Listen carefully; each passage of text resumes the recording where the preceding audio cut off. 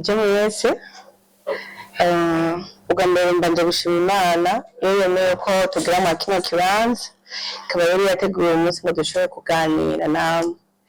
Ndashimiye mwese vyumva mutima mukuri cyose ko ndabashimira.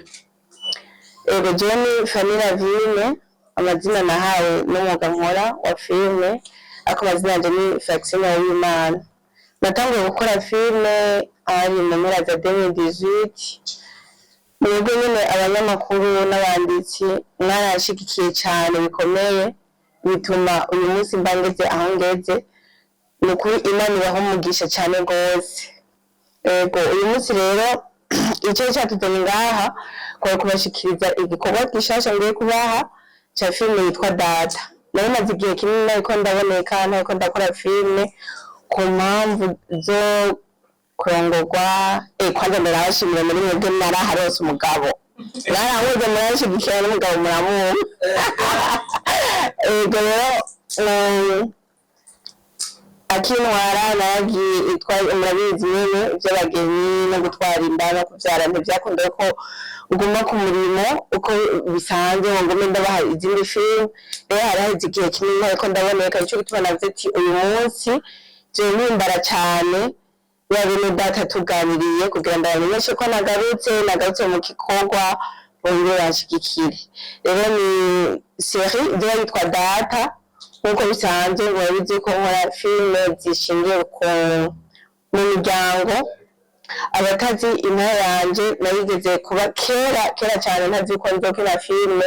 Nagize indoto yuko ubuzima nariko ndacamo ko nzobwandika, nasaba Imana ko nobwandika mwikaye cyangwa mwikane nk'uko hama umwana wanje w'imfura akazodanaza ico gitabo, akazobikosora akadanaza ico gitabo kugira ngo kizofashe abajene, abamama, abapapa nyene. Akongera amahirwe nisanga muri kariyeri ya filime, namwe muranyakira kandi murashigikira.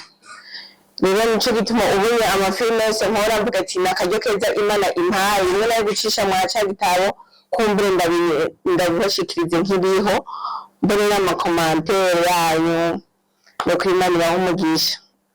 Rero iyo série yitwa Data izoba irimwo n'uwo mukobwa wanje nyine navuga ko azokosora ico gitabo canje akakidandaza, imfura yanje. Ariko harimo n'undi mwana nyine nawe nyine wanje, harimo n'abandi batandukanye.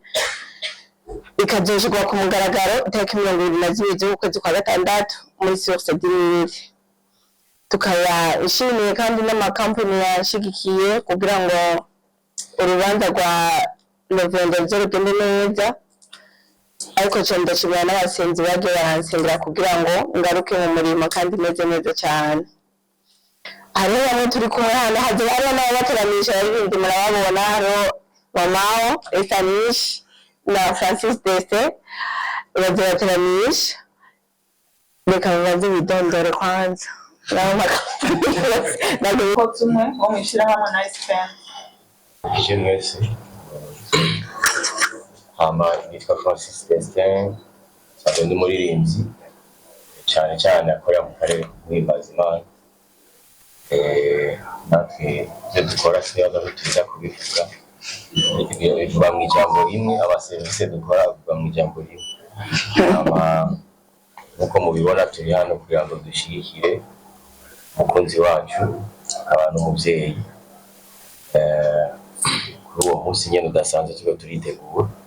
So rero kubazoba bahari, kubazoba bitabiriye, kubazoba bari hano mu gihugu cyangwa batari hano mu gihugu, bityo tuzoba tujeje kuzoba ari gutuma mutagira irungu, muri ivyo birori kandi mukagira umunezero, na cyane mukaza muribuka no gushimira Imana mu bihe byose. Eko Imana ibahezagire.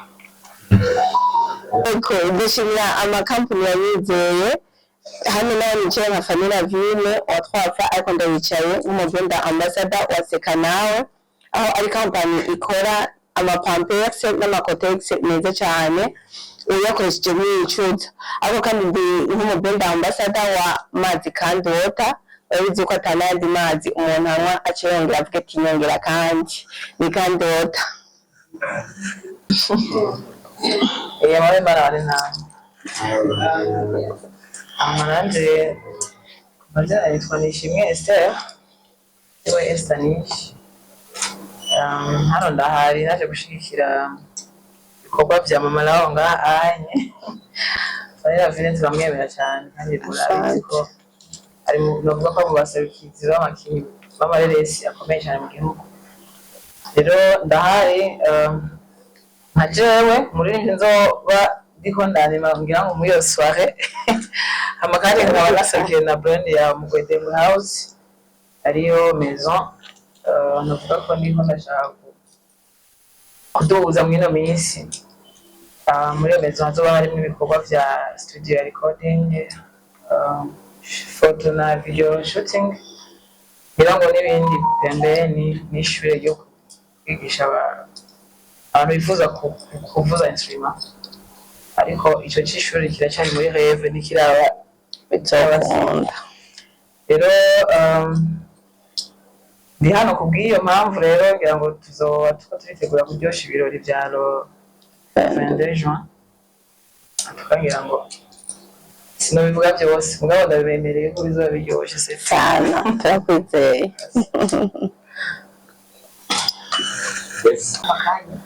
Ku mazina nkaba nitwa Ndayishimiye Nini, nkaba nkora muri sosiyete yitwa Alliance Telecom Engineering. Natwe turi hano nk'abantu basanzwe bapartenere basanzwe bakorana na Fanny David kumushyigikira. Nitwe dukora akanya akabazo dushobora kubiri. Ikibazo cya mbere turabona neza yuko ibikorwa mwabitunganije kandi hariho haregereza itariki yo gutangura. Itariki 22 aho bose atamwe atandi batora. Ego Sabon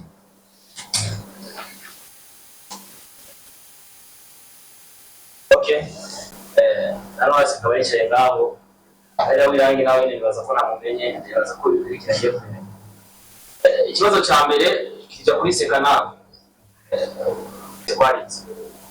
Magese iyo itameze neza yabize umwana agize aziranye bashobora guca pembeni bika aho twari twabamagaye kugira ngo dushobore kubabwira ibyo dushaka kubabwira tuza kuvuga ngaha, ariko kandi numva no gusura kandi kubashimira igira kandi tumaze kubona cyane ko mudushigikiye natwe turabashyigikiye, urabizi ko dushigikirana. Rero nk'uko biri Maro mwari kuva muri Isaac TV cyamera mangeze Fanny David kubera ko kino ngo kirakomera kandi no byati welcome back. Nyuma yo kuba wamaze utari kuri ibikorwa nk'uko babivuga ko byifuza. Hanyuma ikibazo cya mbere kiraza kuza hano nyene imeza irashagije ndetse ubaneza yuko hari ibintu byinshi bitandukanye n'amakampani atandukanye mu kiringo wari wasari kurakora, ariko abo office kiro cyizere ku makampani yagumya kwizera mu gihe ariko arakora abandi bantu benshi mu kazi kenshi ndetse bataronsa amahirwe ntayo wewe waronse wo vyita iki bisigura iki nicyo kintu babwira abantu bari mu kazi ariko bakati kampani niziriko ziradushikira mu gihe mbona yuko imeza yawe yuzuye ndetse ishagije ari ibintu byiza.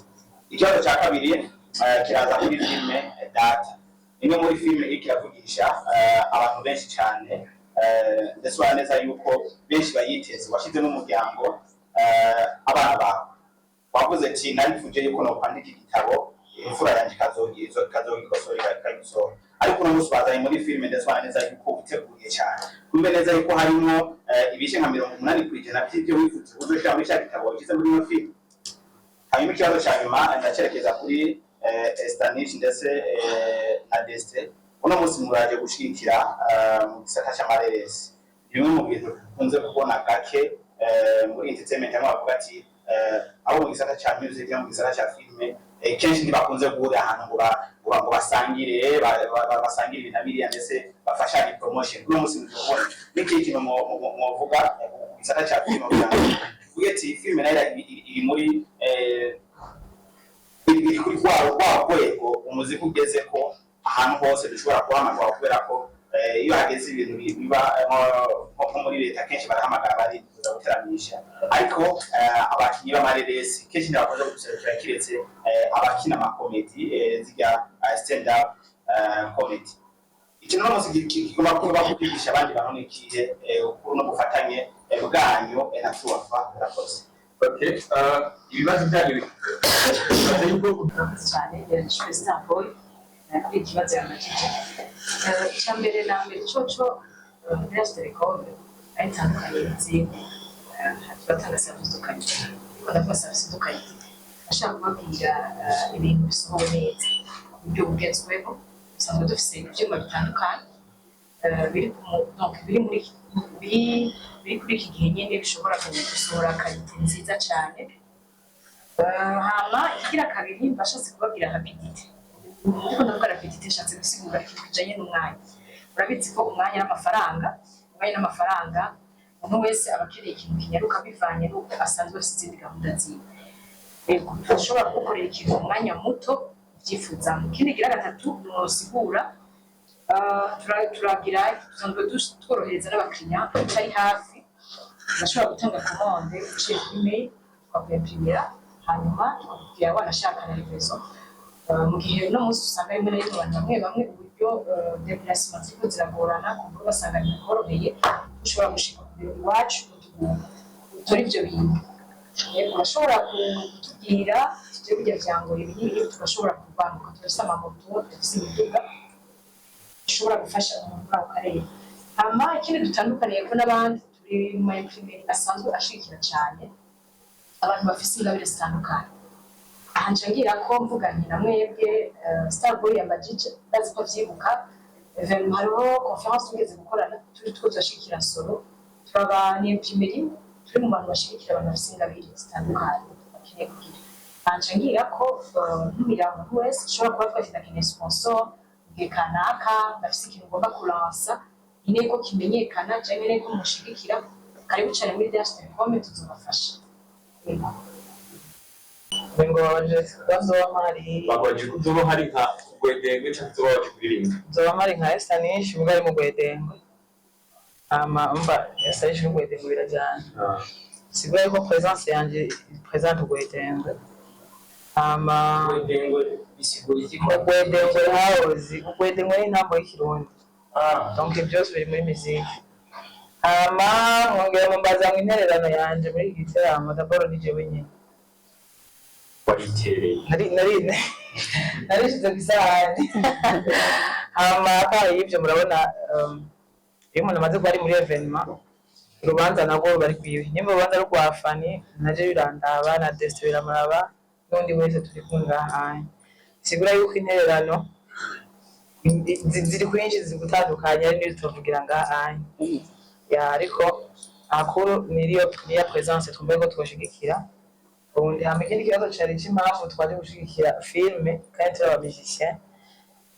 musique na filme birajyana bavuga yuko gukina filme ni gutanga ubutumwa mu buryo bwagutse birashobora gukina filme je nkayiririmba mu buryo bugufi kandi murabizi yuko abakinnyi ba filme bakenera musique soundtrack kandi natwe ubwe two turakora amavideo ageje bavuga ati Fani nanone asike baza mu nkirera kandi so rero filme ya musique birajyana aza ko bitahuritse kandi avana rigeze kuba umukinnyi wa movie aruka babukabe narakinye filme kera kibatise rero murakoze cyane ngira n'ibyo ibyo cyaraje cyangwa ngo ko bakorege bajya binjira kwagusa icyo wacishe reka ndacishure ikindi abakorege bazava bifuza kwinjira kwagusa nahimbaga cyane mbonye abakorege bose dukora bimwe bashoboye kuhashika ego ariko hari aho twashoboye kuhamara invitation n'ibyo bazohashika kwagusa ariko nogerwa n'abandi banterereye bose bakaza kunshigikira kuko n'amafaranga make 10,000 kwinjira cyangwa 50,000 na 100,000 kandi azi ko abantu bakina filime 10,000 babuze 50,000 babuze nabyo uzoka kuza ngo ni kurangwa ta invitation yahawe abakunzi mubarira mu bindi nazo ko ikiri gihe cyo gushigikirana hama hari abajeje protocol n'ibindi bazobona aho bashobora gukora ayo matike hama Starboy nawe yambaje kujya naseka nawe Cotex aho itandukanye n'izindi. Cotex ya Seka naho iramota neza, kandi ikindi nacyo Cotex udasanga cyane udasanga yazinze n'agasirimu cyane, usanga nyine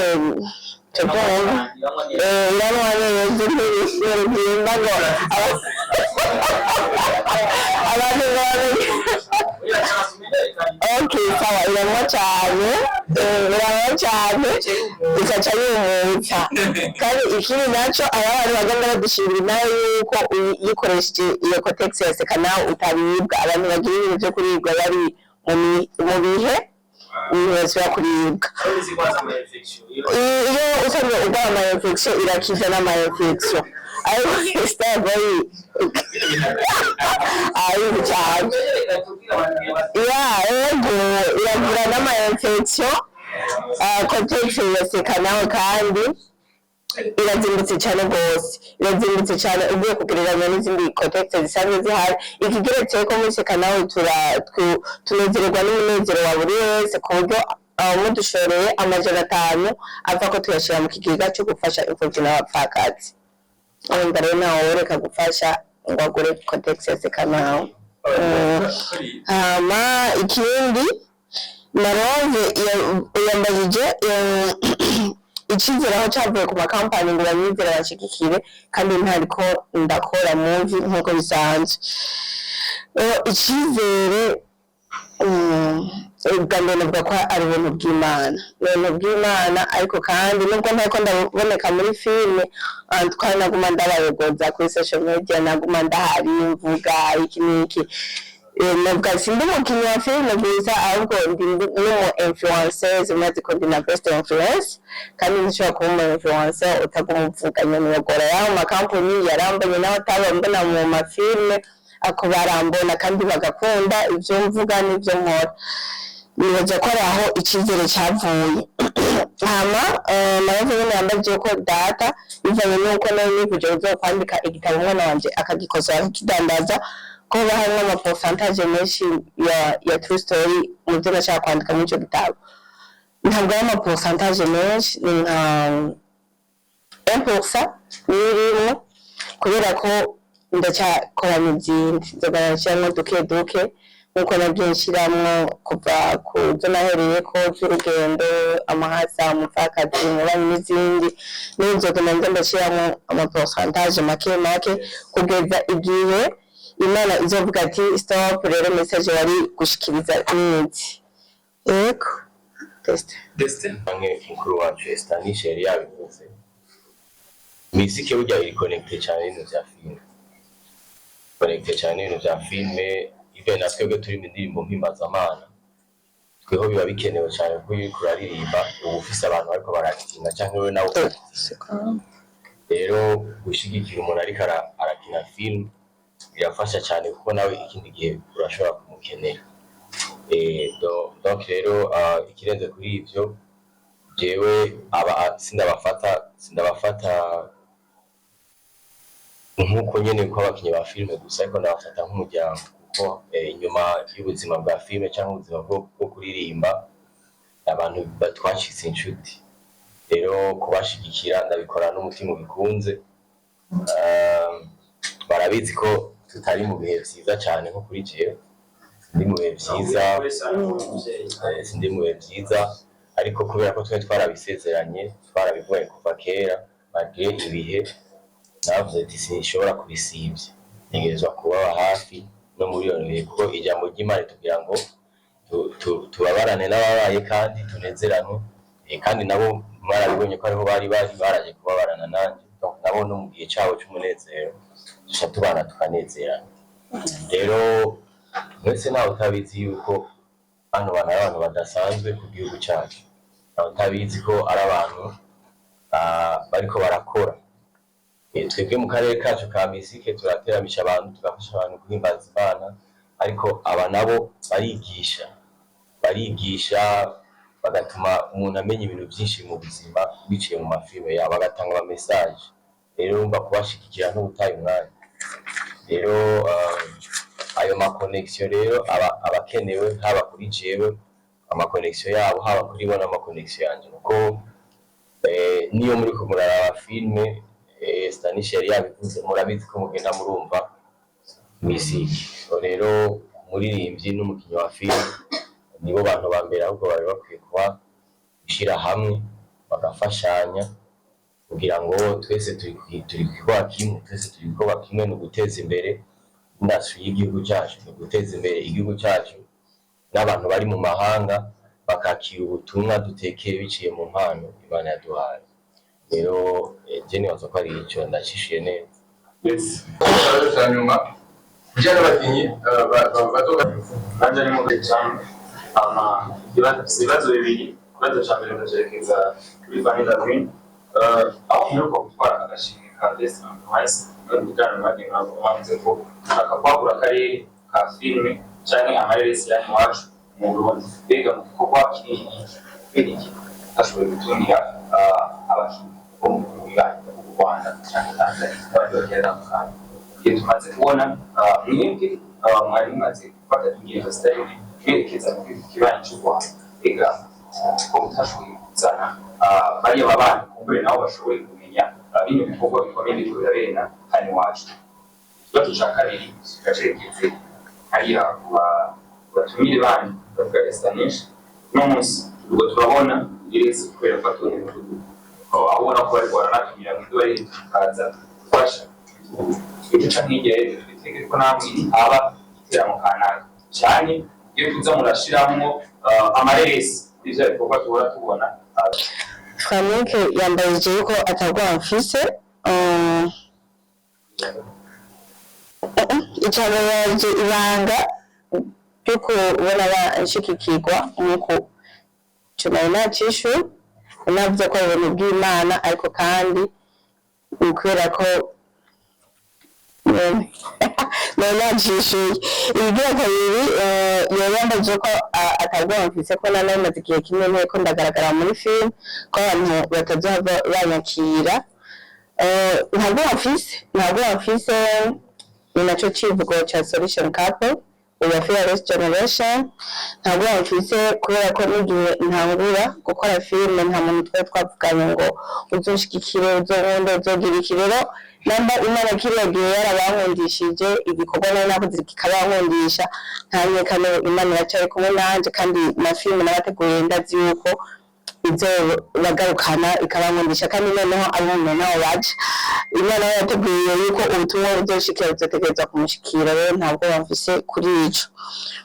Hama wambaje impamvu abandi bakinyi twakoranye batashoboye kugaragara hano iyi conference de presse yari ntabwo yari abakinyi bose ariko abakinyi muzogenda muganira mumaze kubona igikorwa twakoze bazogenda bakora ibiganiro kandi muzobaha vraiment amayinterview muzobaha ibiganiro bavuge mu bamenye bashigikire ego.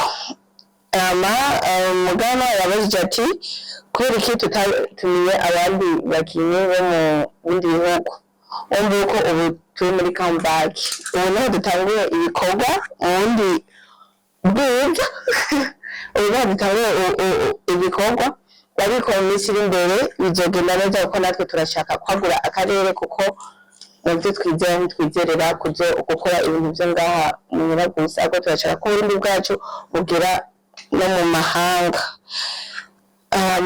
MC yambajije intumbero iyi filime yacu data. Intumbero yacu ni kwa kundi kubaka societe guhanurana n'abajene abana abavyeyi iki. Intumbero yacu niyo kwigisha societe kibano. Wambarije yuko kubona nzanye abana muri game muri entertainment ko imiteguye kubakingira gute.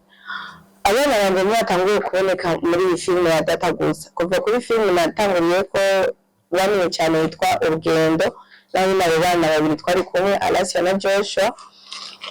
Rero uko kuba muri entertainment nibaza ko atari ibintu byo bibaguye ko biturumbuka barayibayemo nk'ibijenyene ubuhoho yumvise n'ubu bamfasha kubashyira ku murongo nibaza ko dutegereza kubabera umuvyeyi abavyeyi neza kandi byose bimeze neza ntabwo bakubona bari muri entertainment yego nta wundi Babylon n'ubu ninjye nta namwe bashobora guhurira hama icya kabiri Abdishambaje gishasha cyo kiri muri data bisheshe natwaye inda oya Samantha yaraheze n'ugende yaraheze amwita ofisi ndetse nigeze mpagarika ibikorwa byose uretse ko nafashe igihe cyo kuruhuka hajya hegereje nyine n'iminsi yo kwibaruka kuko abakurikiranye filime urugo barabonye mu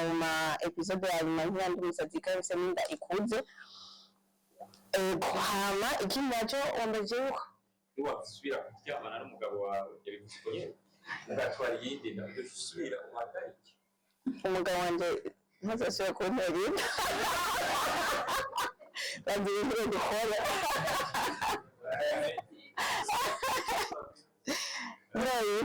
Okay, umbwire murakoze cyane